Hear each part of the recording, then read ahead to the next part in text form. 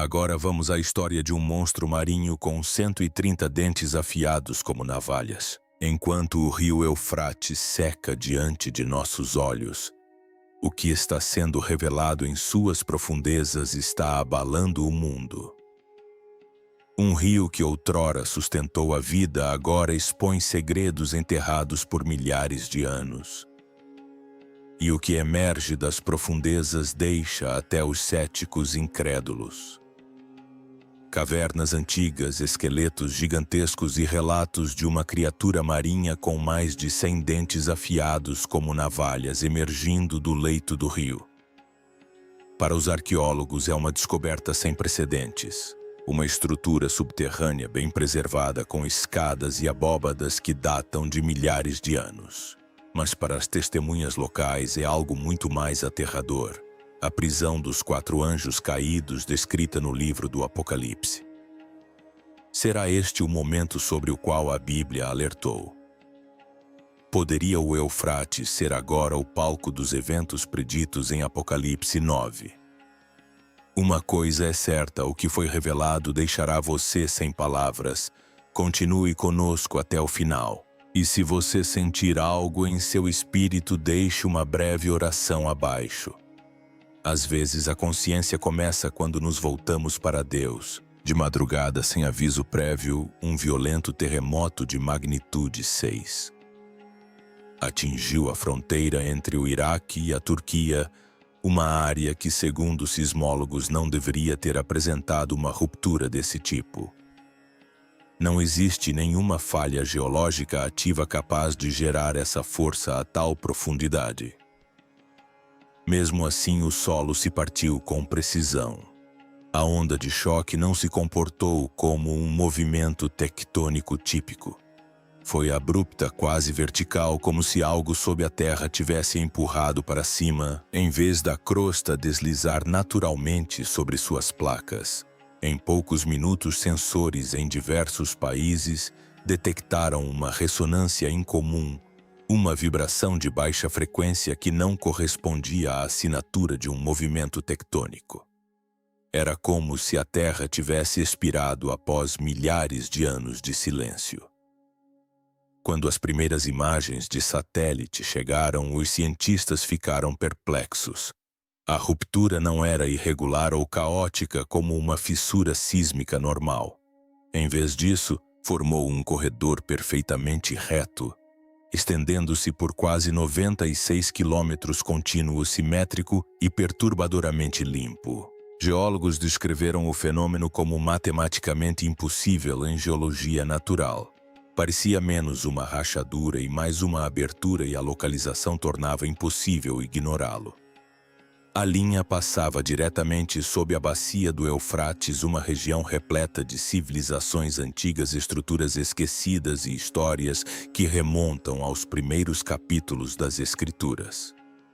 Conforme os satélites sobrevoavam a ruptura, captavam assinaturas térmicas geométricas em grandes profundidades. Aglomerados de formações retangulares uniformemente espaçadas irradiavam níveis idênticos de calor. Nada na natureza se organiza dessa forma no subsolo. Analistas militares descartaram oleodutos, bunkers ou instalações modernas. O que quer que tenha produzido esses padrões não era recente. Pertencia a algo muito mais antigo do que qualquer coisa mapeada atualmente. Trechos do Apocalipse. Começaram a circular especialmente os versículos que descrevem coisas ocultas sob a terra e forças destinadas a um tempo determinado. Embora a grande mídia tenha evitado referências bíblicas, o momento era impossível de ignorar. Apocalipse 9 menciona 4 seres presos em uma região específica aguardando libertação. E agora, sob o Eufrates, o próprio solo havia se aberto em uma linha reta que parecia perturbadoramente deliberada. As tensões aumentaram rapidamente à medida que as potências regionais reagiram. O Iraque exigiu o controle da zona de ruptura. A Turquia alegou que ela se estendia ao seu território e a Síria mobilizou drones enquanto as forças curdas se reuniam. Em 24 horas, a área estava fortemente militarizada com postos de controle e espaço aéreo restrito. Embora as autoridades permanecessem em silêncio, imagens vazadas mostraram soldados observando aberturas profundas e lisas que pareciam ter sido formadas artificialmente. Quando os pesquisadores obtiveram acesso limitado, relataram entradas ovais que levavam a câmaras muito mais profundas do que qualquer sistema de cavernas conhecido. A análise da poeira sugeriu que esses espaços estavam selados há milhares, possivelmente dezenas de milhares de anos. Não se esqueça de curtir este vídeo e se inscrever no canal para mais conteúdo incrível. Sua opinião é importante, então sinta-se à vontade para compartilhá-la nos comentários. Agora vamos voltar ao assunto. Pouco depois da ruptura que expôs o que havia sob o Eufrates, outro detalhe começou a surgir. Ao longo das margens recém-expostas do rio, onde os níveis da água haviam recuado drasticamente, testemunhas locais começaram a relatar algo muito mais difícil de explicar: uma criatura. Não se tratava de um boato sussurrado, mas de descrições repetidas vindas de vários locais. Segundo esses relatos, o ser possuía uma mandíbula enorme revestida com mais de 100 dentes afiados como navalhas, não espalhados aleatoriamente, mas dispostos com uma precisão predatória em camadas sobrepostas, projetados para dilacerar em vez de se alimentar.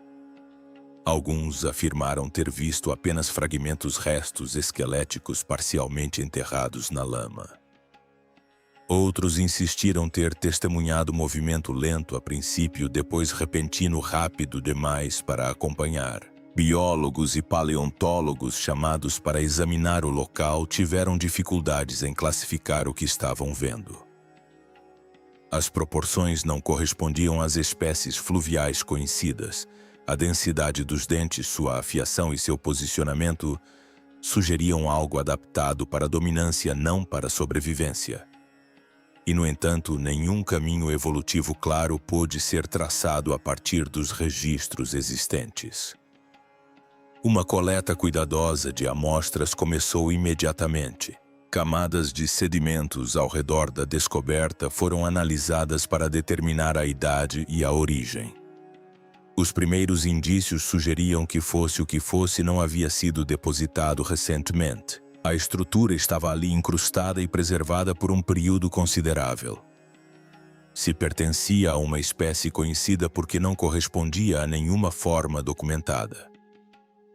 A questão ainda não havia sido respondida. Se a estrutura exposta na margem do rio não correspondia a nenhuma espécie conhecida, o que mais permanecia oculto sob o Eufrates?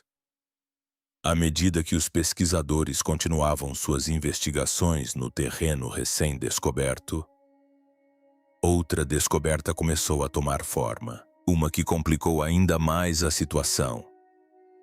A algumas centenas de metros do sítio inicial, arqueólogos que trabalhavam em um trecho seco do leito do rio descobriram o que pareciam ser uma série de grandes fragmentos ósseos. Inicialmente foram descartados como restos de animais deslocados pela erosão, mas à medida que a escavação se ampliava, o padrão tornou-se inegável. Não se tratava de fragmentos aleatórios. Fazia parte de uma estrutura esquelética de proporções maciças e forma humanoide. As proporções imediatamente se destacaram. Os ossos dos membros eram alongados além das proporções humanas normais, mais espessos e densos, sugerindo um corpo construído para força em vez de equilíbrio. As articulações eram excepcionalmente largas, capazes de suportar um peso muito maior do que qualquer estrutura humana moderna. No entanto, faltava um detalhe, e era o mais importante. Não havia crânio. A estrutura superior terminava abruptamente, como se a parte craniana tivesse sido separada há muito tempo ou permanecido enterrada em algum lugar além da zona de escavação.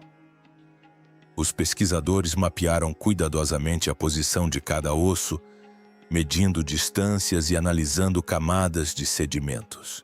As primeiras conclusões sugeriram que o esqueleto não havia sido perturbado recentemente. Ele estivera ali intacto em algum momento antes que o tempo ou algo mais alterasse seu estado.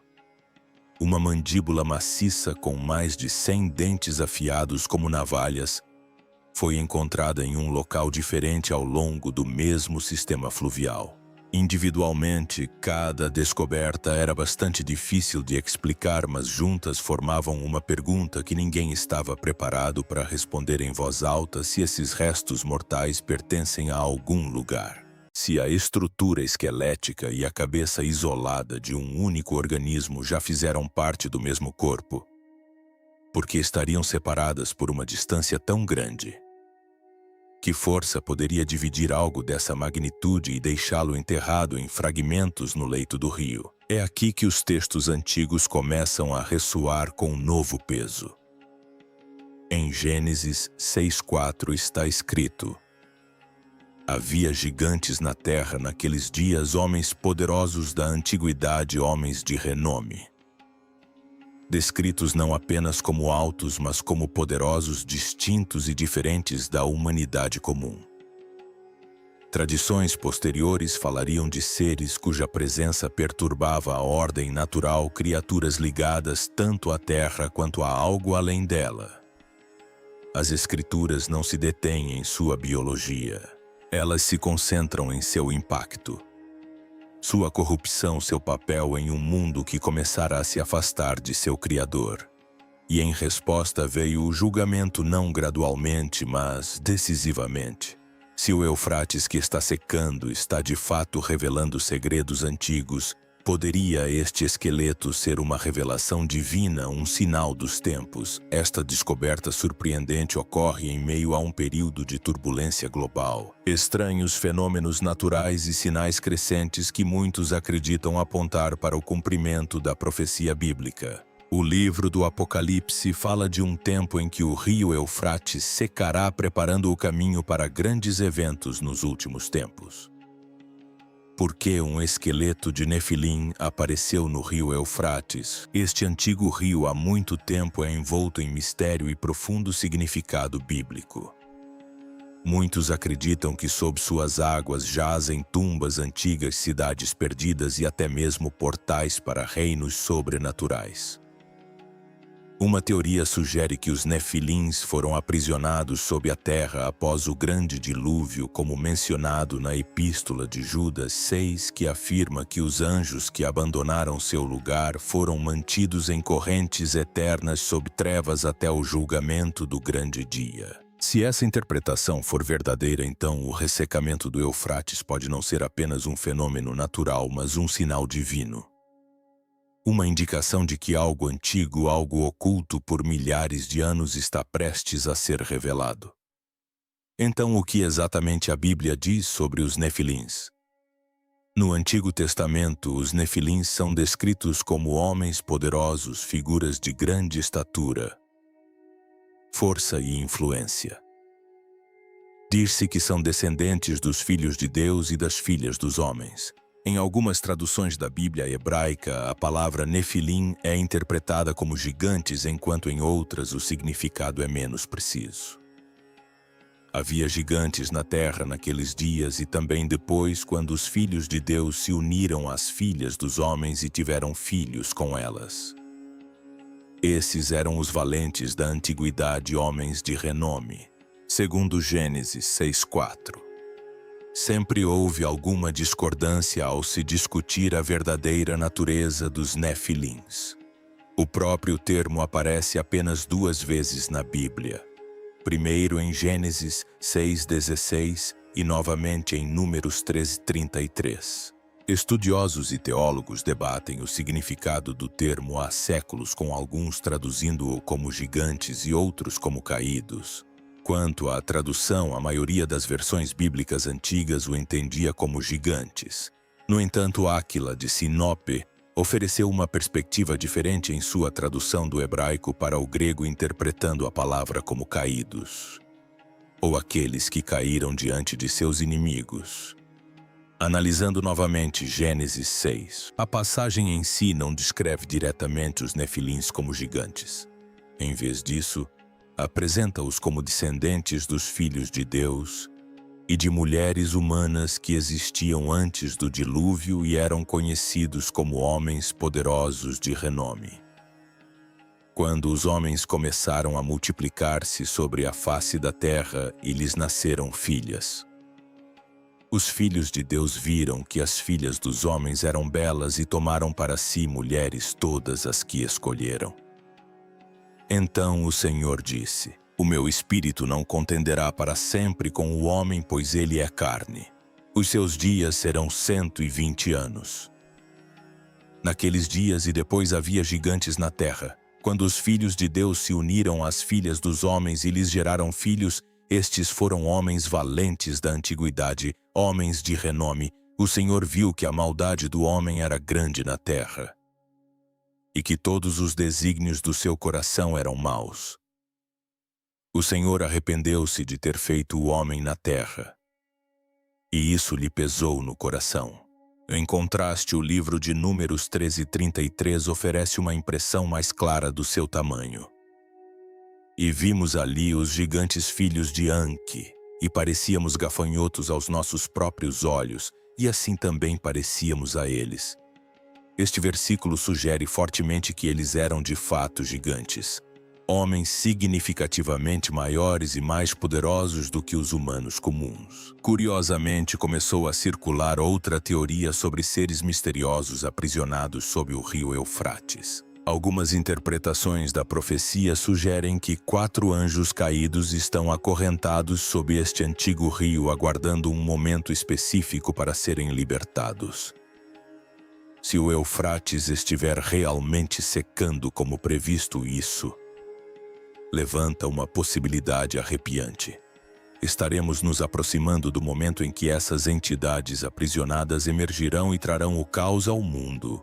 No livro de Apocalipse 9:14-15 encontramos uma poderosa advertência: libertem os 4 anjos que estão presos junto ao grande rio Eufrates. O texto continua descrevendo como esses 4 anjos, preparados para uma hora, dia, mês e ano precisos, são libertados com o propósito de destruir 1/3 da humanidade. Estudiosos bíblicos frequentemente enfatizam que esses não são anjos santos, mas anjos caídos, seres rebeldes expulsos do céu e colocados sob restrição divina. Disse que permanecem aprisionados sob o Eufrates até um momento predeterminado na história, quando serão libertados para causar destruição em larga escala. Isso levanta uma questão importante, porque esses anjos foram aprisionados em primeiro lugar. Algumas interpretações sugerem que eles estavam entre os seguidores mais perigosos de Lúcifer, expulsos após se rebelarem contra Deus. Diferentemente de outras forças demoníacas que se acredita vagarem livremente, essas entidades eram consideradas poderosas demais, necessitando de confinamento por autoridade divina. Nos últimos anos, o Eufrates tem sofrido um declínio acentuado, com os níveis de água atingindo mínimas históricas. Muitos crentes veem isso como mais do que coincidência. Interpretam como o cumprimento de uma profecia, um sinal que aponta diretamente para os eventos descritos no Apocalipse. Se o rio continuar a recuar, isso poderia indicar que o tempo para a libertação desses anjos caídos está se aproximando. Reforçando ainda mais essa ideia, o livro de Apocalipse 16:12 descreve o rio secando para preparar o caminho para reis do Oriente. Isso sugere que, à medida que as águas desaparecem, forças há muito ocultas ou reprimidas podem começar a emergir. Se os relatos de um esqueleto de Nefilim sob o Eufrates forem levados a sério, alguns acreditam que este poderia ser o primeiro sinal visível do que jaz nas profundezas. Será que o rio está agora revelando entidades que deveriam permanecer ocultas até o julgamento final? A ligação entre os Nefilins e os anjos caídos é outro tema de intenso debate. Muitos acreditam que os Nefilins, descritos como descendentes de anjos caídos e mulheres humanas, foram destruídos no grande dilúvio. Contudo, vestígios de sua existência podem ainda permanecer. A descoberta de restos mortais excepcionalmente grandes levou alguns a especular que seu legado não foi completamente apagado. Se tais restos mortais estão realmente sendo descobertos, isso levanta outra possibilidade. Seriam outros seres sobrenaturais, incluindo os 4 anjos caídos, também próximos de serem libertados. Algumas teorias sugerem que esses anjos desempenharam um papel na corrupção da humanidade antes do dilúvio, levando ao seu aprisionamento como parte do julgamento divino. Sua eventual libertação, conforme descrito na profecia, marcaria o início de um caos sem precedentes. As Escrituras advertem que sua libertação resultaria em devastação em escala global, com 1/3 da humanidade perecendo. Isso poderia se manifestar por meio de guerras, fome, doenças ou até mesmo eventos além da explicação natural. Observando o mundo moderno, os crescentes conflitos, as crises ambientais e as rápidas mudanças tecnológicas, alguns acreditam que esses desenvolvimentos se alinham com as advertências bíblicas. Se o ressecamento do Eufrates for de fato um sinal profético, isso poderia significar que a humanidade está se aproximando de um momento crítico previsto há muito tempo. À medida que segredos antigos são descobertos e lugares há muito ocultos são revelados, surge uma questão profunda. Estaríamos testemunhando o início dos eventos finais descritos no Apocalipse. O Eufrates sempre teve um profundo significado simbólico nas Escrituras. Se agora está revelando o que permaneceu oculto por milhares de anos, isso pode sinalizar que a humanidade está à beira de algo muito maior. A descoberta de um possível esqueleto de Nefilim pode ser apenas o começo. Será que a libertação dos 4 anjos caídos será a próxima? Ao mesmo tempo, notícias vindas dos Estados Unidos descrevem a descoberta de um esqueleto gigantesco de criatura marinha, deixando os cientistas intrigados. Alguns começaram a traçar paralelos, questionando se isso também poderia estar relacionado a criaturas bíblicas antigas. No livro de Jó 41, uma criatura chamada Leviatã é descrita como uma besta poderosa e quase imparável. Deus pergunta: poderás fisgar o Leviatã com um anzol ou amarrar-lhe a língua com uma corda? Leviatã é retratado como um ser temível, capaz de destruição e além do controle humano. Isso levou alguns a especularem se, caso tais criaturas tenham existido, estariam ressurgindo agora à medida que partes ocultas da Terra são expostas. Sejam essas descobertas simbólicas, fenômenos naturais mal compreendidos ou algo mais misterioso, elas continuam a alimentar tanto a curiosidade quanto a preocupação, sendo interpretadas como parte do plano divino. Muitos agora veem esses eventos como sinais do fim dos tempos. O ressecamento do rio Eufrates, a descoberta de gigantes ancestrais e o aparecimento de estranhos sinais nos céus e na terra parecem apontar para o cumprimento das profecias bíblicas. Seria possível que estejamos testemunhando eventos preditos há milhares de anos, sinais que marcam o início do fim. Muitos acreditam que não se tratam de meras coincidências, mas de avisos divinos que chamam a humanidade a despertar, arrepender-se e preparar-se para o que está por vir.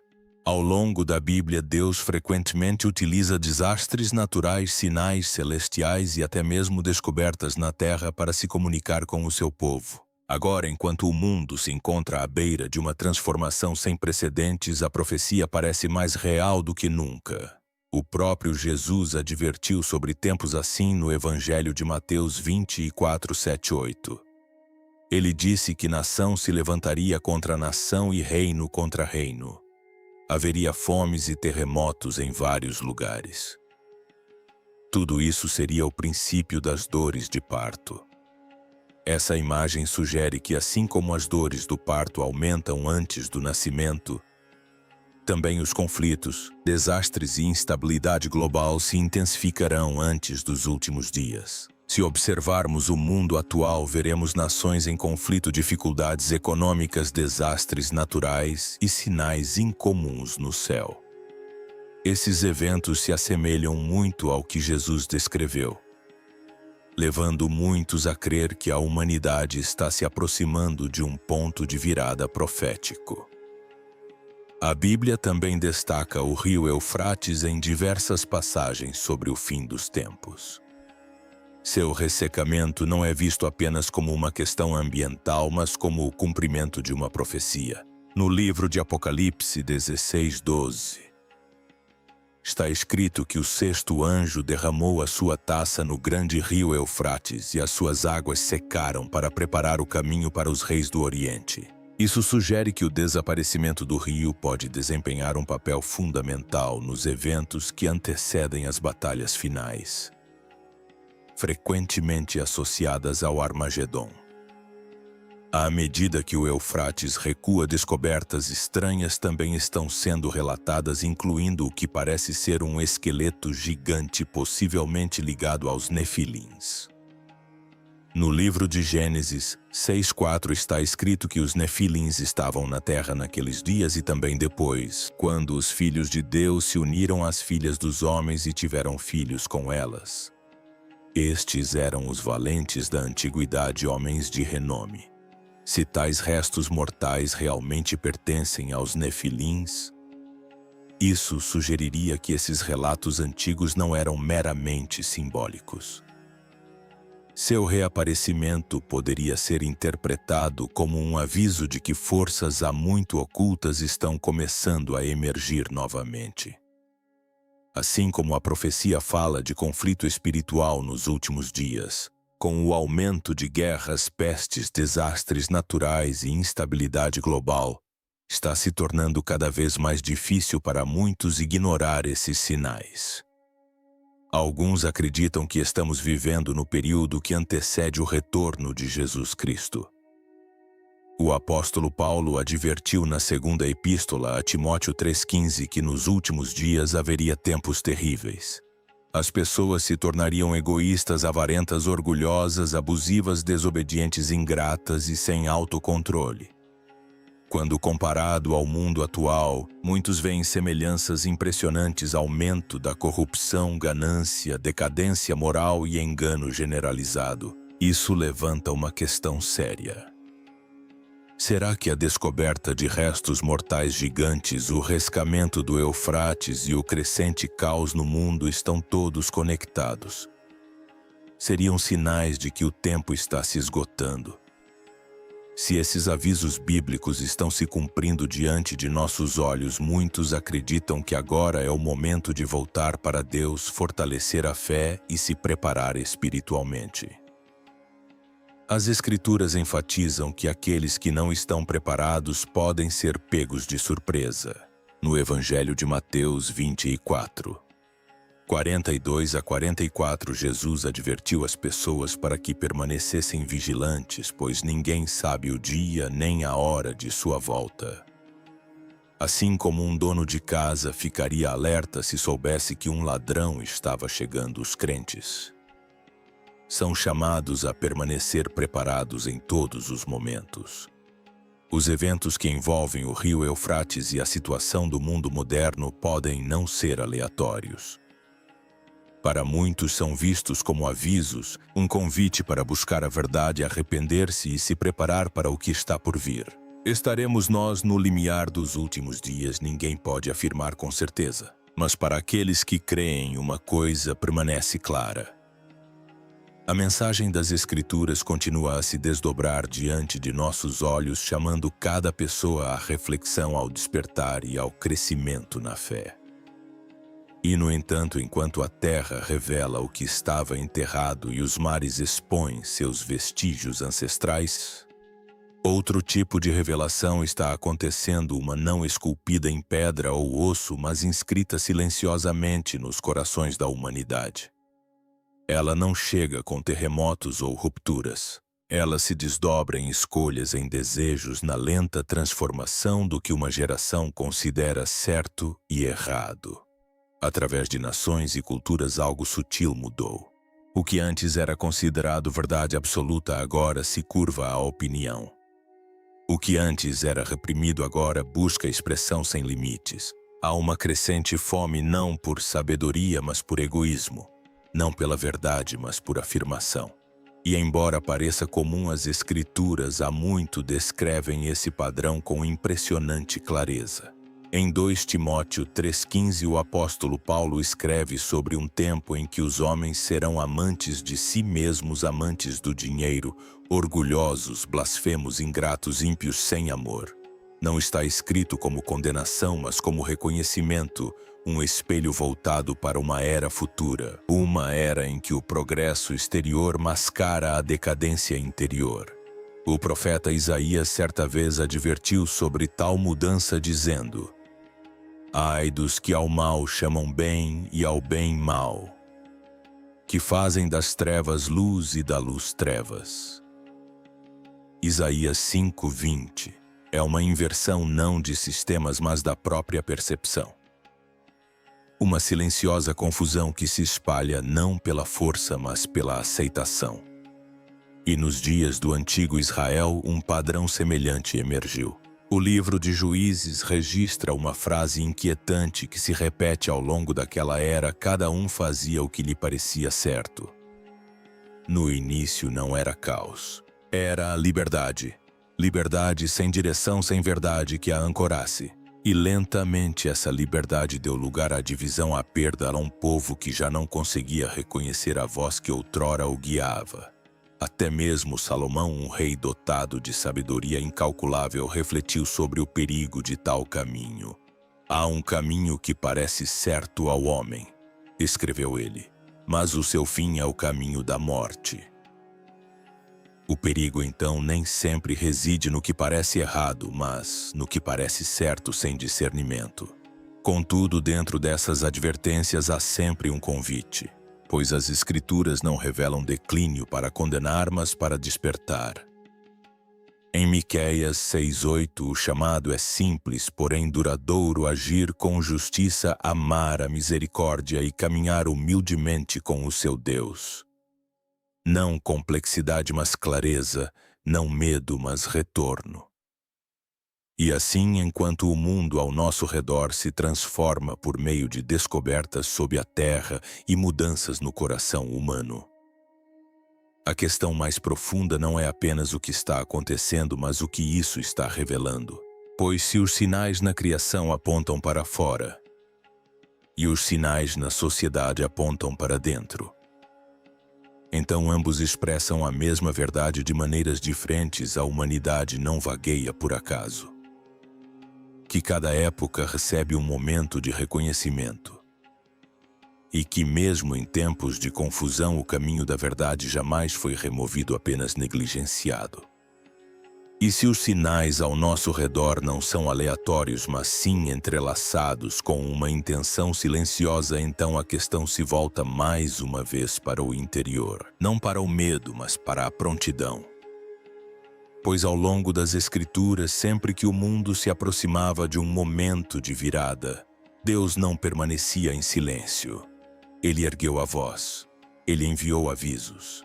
Ele clamou por fé não como uma ideia, mas como uma resposta viva. A fé, em sua forma mais simples, começa não com a certeza, mas com a busca. No Evangelho de Lucas, os discípulos se aproximaram de Jesus com um pedido humilde: Senhor, aumenta a nossa fé. Eles não afirmaram possuí-la plenamente. Eles a pediram, e ao perguntarem, revelaram o primeiro passo. A fé cresce quando é desejada. Mas as Escrituras não deixam a fé apenas em palavras. Elas a chamam à ação. A Epístola de Tiago diz claramente: sejam praticantes da palavra e não apenas ouvintes. Pois a fé que não é praticada desaparecia lentamente, mas a fé expressa pela obediência cria raízes. Como Abraão, que caminhou sem saber o destino, confiando não no que via, mas em quem havia falado. E, no entanto, há uma camada ainda mais profunda, a confiança que permanece mesmo quando o entendimento falha. O salmista escreve: o teu caminho estava no mar, a tua vereda nas grandes águas. e os teus passos não eram conhecidos. O tempo de Deus muitas vezes não é visto. Seus movimentos nem sempre são compreendidos. E ainda assim a fé permanece não porque vê claramente, mas porque confia plenamente. É aqui que o papel do vigia começa a tomar forma. No livro de Ezequiel, o vigia não é aquele que cria o aviso, mas aquele que o reconhece. Quando ele vira a espada se aproximando da terra, se tocar a trombeta e avisar o povo, a responsabilidade não será controlar o momento, mas despertar os outros para ele. Pois o próprio Jesus falou de um tempo em que tal consciência seria rara. Como foi nos dias de Noé, assim será também nos dias do Filho do Homem. A vida continuou como de costume, comendo, construindo, planejando até que o momento chegasse. Não porque não houvesse aviso, mas porque ele não foi reconhecido. E nesse chamado, a questão não é mais apenas o que está acontecendo no mundo, mas como escolher responder quando os sinais já estão presentes. Quando esses sinais são vistos isoladamente, podem ser ignorados. Um rio secando pode ser chamado de clima. Vestígios antigos podem ser considerados coincidência. Mudanças sociais podem ser consideradas progresso. Mas quando começam a convergir, a natureza se transformando, a história se revelando, o invisível sendo insinuado e os corações humanos se desviando, as Escrituras nos convidam a olhar novamente, não separadamente, mas juntos.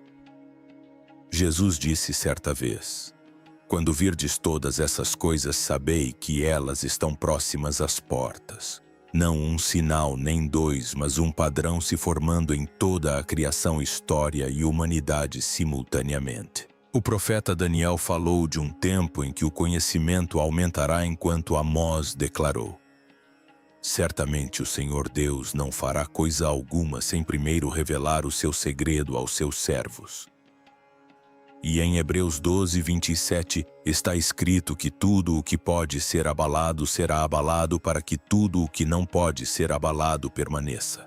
Se o rio está revelando o que estava oculto, o que virá a seguir? Se coisas antigas estão vindo à tona, para onde elas apontam? Se as Escrituras estão se alinhando com o presente onde estamos agora? Se esta mensagem fez você parar e refletir, reserve um momento para responder, compartilhar seus pensamentos e se sentir inspirado. Deixe uma breve oração abaixo. Obrigado por acompanhar esta jornada até o âmago do ser.